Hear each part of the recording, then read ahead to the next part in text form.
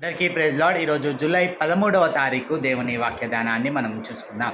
ప్రాముఖ్యంగా ఈరోజు మనం చూసేటటువంటి విషయము అక్కడ హబక్కూకు గ్రంథములో మొదటి సైక్లిక్ రెస్పాన్స్లో అక్కడ హబక్కూకు ఉన్నటువంటి ఆవేదన, తన యొక్క ప్రశ్నకు దేవుడు సమాధానము చెప్పినట్లుగా అక్కడ మనం చూసి ఉంటా ఉన్నాం. అంటే వారు చేస్తున్నటువంటి దోషమును బట్టి, వారి యొక్క ఘోరమైనటువంటి బలాత్కారమును బట్టి అక్కడ కల్దీయులను పంపి దేవుడు అక్కడ వారిని శిక్షించబోతున్నట్లుగా దేవుని యొక్క రెస్పాన్స్గా నిన్నటి దినాన మనం చూసి ఉంటా ఉన్నాం. అయితే దీనితో మొదటి సైక్లిక్ను మనం కంప్లీట్ చేసుకున్నాం. ఈ రెండవ చక్రంలో రెండవ సైక్లిక్లో ఇక్కడ మనం ఆలోచించినట్లయితే ఈరోజు మనం చూసేటటువంటి విషయం మరలా హబక్కూకు యొక్క లేదా ఆ ప్రవక్త యొక్క ఆవేదన రెండవ ప్రశ్నగా ఇక్కడ మనము చూడబోతా ఉన్నాం. ఈరోజు మనం ధ్యానం చేసేటటువంటి వచనాలు హబక్కూకు గ్రంథం 1వ అధ్యాయం 12వ వచనం నుంచి 17వ వచనం వరకు గల వాక్య భాగాన్ని ధ్యానం చేయబోతా ఉన్నాం. ఇక్కడ మనం గమనించినట్లయితే ప్రవక్త యొక్క ఆందోళన రెండవ మారు ఈ ప్రవక్త యొక్క ఆందోళన ఏమై ఉంటుందో మనం ఇక్కడ చూడబోతా ఉన్నాం.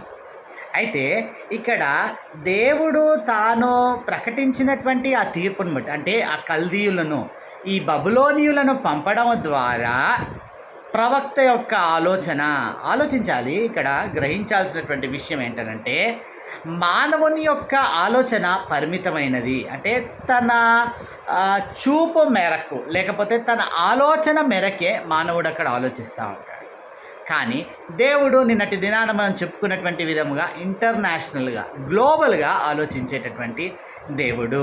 అయితే ఇక్కడ దేవుని యొక్క తీర్పును బట్టి, నిర్ణయాన్ని బట్టి ఇప్పుడు ప్రవక్త రెండవ మారు దేవునికి వేస్తున్నటువంటి ప్రశ్న లేదా రెండవ మారు ఆయన చెందుతున్నటువంటి ఆందోళనను ఈ వచనాల్లో మనం చూడబోతా ఉన్నాం.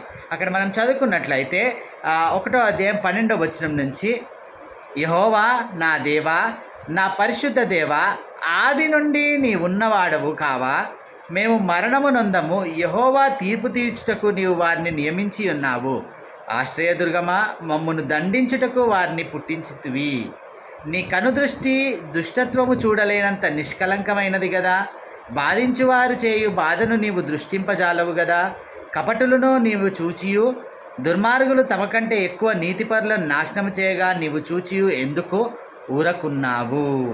ఇక్కడ గమనించినట్లయితే ప్రవక్త యొక్క ఆవేదనను ఇక్కడ మనము గుర్తించాల్సినటువంటి వారమై ఉంటా ఉన్నాం.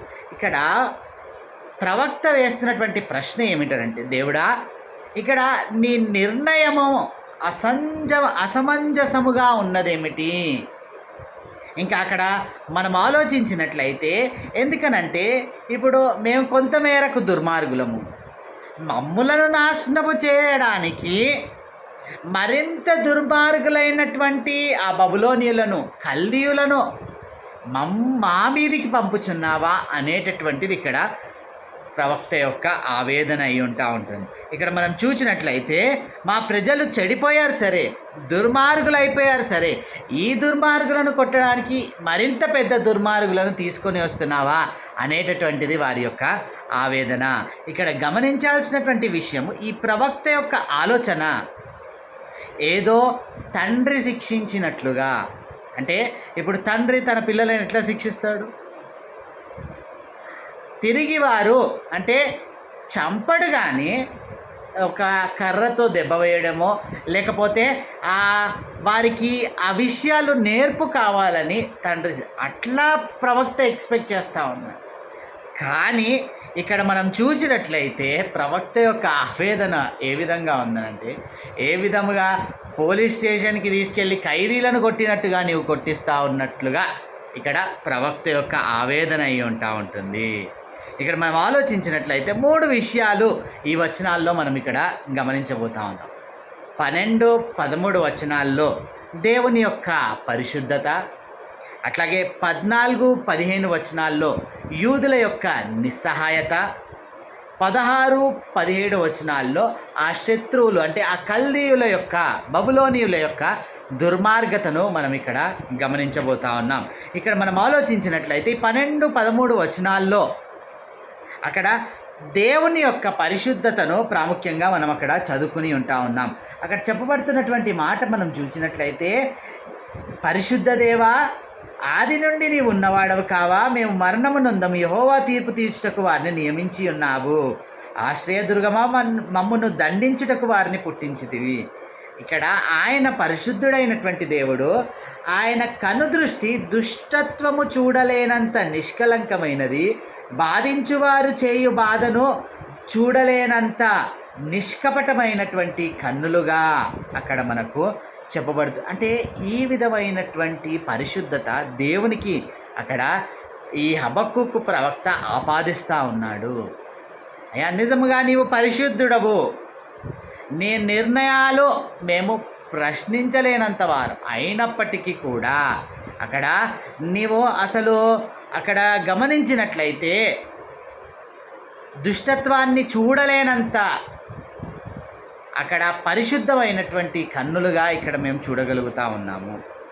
అయితే అక్కడ ఆలోచించినట్లయితే ఆ దేవుని యొక్క పరిశుద్ధ ఆ స్థితిని కోట్ చేస్తూ ఇక్కడ చెప్పబడుతున్నటువంటి మాట, నీవు పరిశుద్ధుడవు కదా, మేము నిస్సహాయులమై ఉంటా ఉన్నాము, మా నిస్సహాయ స్థితిని చూసి మా మీద కరుణించమని ఆ 14-15 వచనాల్లో చెప్పబడుతున్నా మనం చూడగలం. ఒకసారి 14వ వచనంలో మనం చూసినట్లయితే, ఏలిక లేని చేపలతోనూ ప్రాకు పురుగులతోనూ నీవు నరులను సమానులుగా చేసితివి. వాడు గాలము వేసి మానవులందరినీ గుచ్చి లాగి ఉన్నాడు, ఉరులో ఒగ్గి చిక్కించుకొనుచున్నాడు. వాడు తన వలతో వారిని కూర్చుకొని సంతోషపడి గంతులు వేయుచున్నాడు. అంటే ఇక్కడ యూదులు రాబోచున్నటువంటి ఆ స్థితిని, అంటే యూదుల మీదకి రాబోచున్నటువంటి ఆ కల్దీయుల స్థితిని జ్ఞాపకం చేసుకుని, అయ్యా మేము ప్రాకేటటువంటి పురుగుల వంటి వారం, ఏలిక లేని చేపల వంటి వారం, ఎవరైనా ఊరులో ఒగ్గితే పక్షికి ఎవరైనా వల వేసేటటువంటి ఆలోచన ఉంటే పక్షి దొరికిపోయినట్లుగా మేము దొరికిపోయేటటువంటి నిస్సహాయ స్థితిలో మేము ఉంటా ఉన్నాము. అయితే ఇక్కడ ఒక్క విషయాన్ని మనం ఇక్కడ గమనించాలి. దేవుని యొక్క పరిశుద్ధత ఎదుట ప్రవక్త చక్కగా వారి యొక్క నిస్సహాయ స్థితి, అంటే ఒక పక్కన గాడ్స్ హోలీనెస్, అట్లాగే మరొక పక్కన వారి హెల్ప్లెస్నెస్, వారి నిస్సహాయ స్థితిని అక్కడ జ్ఞాపకం చేస్తారు. ఈరోజు మన యొక్క ఆలోచన లేకపోతే మన యొక్క స్థితి ఎట్లా ఉండాలి అనేది దేవుని ఎదుటకు వచ్చినప్పుడు ఆయన యొక్క పరిశుద్ధమైనటువంటి ప్రవర్తనలో నిస్సహాయులముగా మనం ఆయన ఎదుట రావాల్సినటువంటి వారమై ఉంటాం. నీవే మాకు దిక్కు అని అక్కడ యూదారాజు పలికినటువంటి విధముగా ఒకానొక సందర్భములో మనము ఆయనే మనకు దిక్కు అని మనము ఆయన వైపే నిస్సహాయ స్థితిలో చూడవలసినటువంటి వారమై ఉంటా ఉన్నాం. ఇక్కడ వారు వల వేస్తున్నటువంటి స్థితి అని చెప్తూ కల్దీయులను అక్కడ జ్ఞాపకం చేస్తూ ఉంటాం. అట్లాగే మూడో విషయము అక్కడ శత్రువుల దుర్మార్గత 16-17 వచనాలను మనం చదువుకున్నట్లయితే అక్కడ చెప్పబడుతున్నటువంటి మాట, కావున వల వలన మంచి భాగము పుష్టినిచ్చు భోజనము తమకు కలుగుచున్నవని వాడు తన వలకు బల్ల నర్పించున్నాడు, తన ఉర్లకు ధూపం వేయుచున్నాడు. వాడు ఎల్లప్పుడూ తన వలలో నుండి దిమ్మరించుచుండవలన ఎప్పటికీ మానకుండా వాడు జనములను హతము చేయుచుండవలన.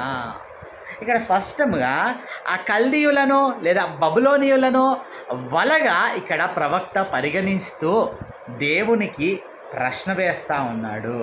వాడు ఏ విధముగా తన వలను నమ్ముకుంటున్నాడు అంటే బలులర్పిస్తూ ఉన్నాడు ఆ వలకి. ఇంకా అక్కడ మనం చూసినట్లయితే దానికి ధూపము వేయుచున్నాడు.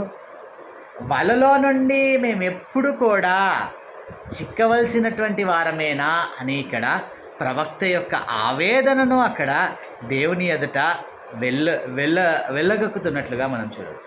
ఇక్కడ మనం ఆలోచించినట్లయితే వారి యొక్క కత్తులకు లేదా వారి విల్లులకు లేదా వారి బాణాలకు వారి గుర్రములకు అక్కడ వారు బలులర్పిస్తూ ధూపం వేస్తూ ఉన్నారు.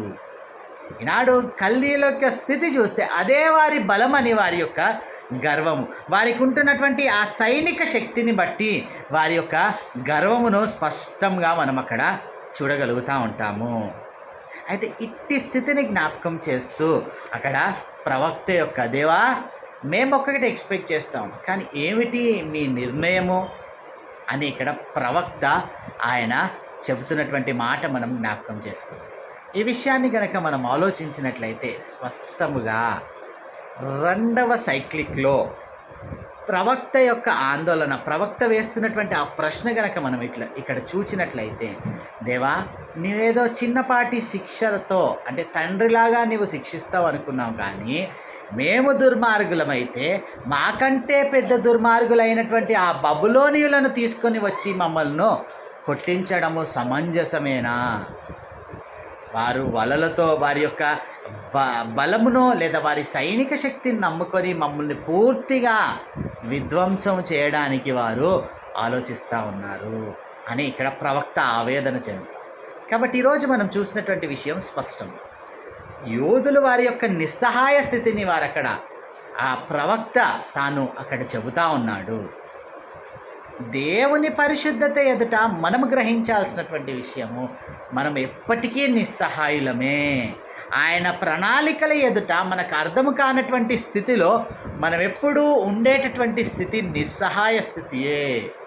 అయితే ఈరోజు మనం గమనించినట్లయితే చాలామంది ఈ నిస్సహాయ స్థితిని యాక్సెప్ట్ చేయలేకపోతే, లేకపోతే నిస్సహాయులము దేవా అని ఆయన చెంతకు రాలేకుండా ఉండేటటువంటి స్థితిలోనే మిగిలిపోతాం.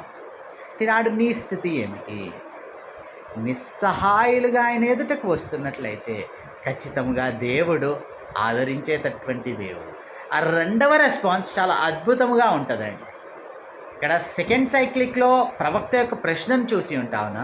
రేపటి దినాన దేవుడిచ్చేటటువంటి జవాబుతో తద్వారా ఆ 3వ అధ్యాయం అంతా కూడా ప్రవక్త చేస్తున్నటువంటి ఆరాధనను మనం అక్కడ చూడగలుగుతాం. కాబట్టి ఈ విషయాన్ని మనం ఇక్కడ దేవుని ఎదుట ఈనాడు మనము నిస్సహాయులము, ఆయన పరిశుద్ధతలో మనము కొట్టుకొని పోయేటటువంటి వారమే, నిస్సహాయులమే. కాబట్టి ఆ నిస్సహాయ స్థితితో ఈనాడు ఆయన చెంతకు రావాల్సినటువంటి వారమే ఉంటాం. ఖచ్చితంగా దేవుడు ఆదరించేటటువంటి ఎట్టి ఆదరణ ఇస్తాడో రేపటి దినాన మనం చూడవచ్చు. ప్రార్థన చేసి, అత్యంత కృపగల దేవా, అయ్యా ప్రవక్త యొక్క ఆందోళన ఇక్కడ మేము చూస్తూ ఉన్నాం. రెండవ మారు తాను ప్రశ్నిస్తాము, అయ్యా మీ యొక్క తీర్పును బట్టి ఆందోళన చెందుతూ, అయ్యా తండ్రి ఏదో తండ్రి శిక్షించినట్టుగా శిక్షిస్తాడని అనుకుంటే మరింత దుర్మార్గులైనటువంటి కల్దీయుల ద్వారా మీరు శిక్షించేటటువంటి విషయాన్ని, అయ్యా ఒక వ్యక్తి వలలు వేయడానికి ఏ విధముగా అయ్యా వలలు వేస్తూ పక్షులను పట్టుకునేటటువంటి ప్రయత్నముతో ఇక్కడ పోలుస్తాం. అయ్యా ఆ కల్దీయులు, ఈ బబులోనియులు వారికి ఉంటున్నటువంటి సైనిక బలమును పట్టి అయ్యా గర్వము చెంది వారు తండ్రి వారికి ఉంటున్నటువంటి గుర్రములో, వారికి ఉంటున్నటువంటి విల్లులో, బాణములో ఇటువంటి వాటి ద్వారా తండ్రి దేవా వలలుగా పోల్స్తూ మేము ఎవరి మీదకి వెళ్ళినా ఆల్రెడీ మేము ఐగుప్తులను గెలిచిపోయాం, మరొక పక్కన అష్షూరీలను గెలిచిపోయాం, యూదులు ఏ పాటి వారు వారిని కూడా గెలిచిపోతాం అనేటటువంటి గర్వముతో వారు వస్తూ ఉన్నారు. మీరు కూడా అప్పగించడానికి సిద్ధపడి ఉంటాం. అయినప్పటికీ కూడా తండ్రి నిస్సహాయ స్థితిలో ఉంటున్నామని నీ యొద్దకు వచ్చినప్పుడు నీవు కాపాడేటటువంటిది. ఇట్టి స్థితిని ఎరిగి అయ్యా మా జీవితాలలో మేము ఎప్పుడూ నిస్సహాయులమే అని గ్రహించుకొని నీ వైపు చూచుటకు మీ కృపలో భద్రపరచుకోవాలి. యేసు నామములో ప్రార్థించి అడిగి వేడుకుంటున్నాం తండ్రి, ఆమేన్.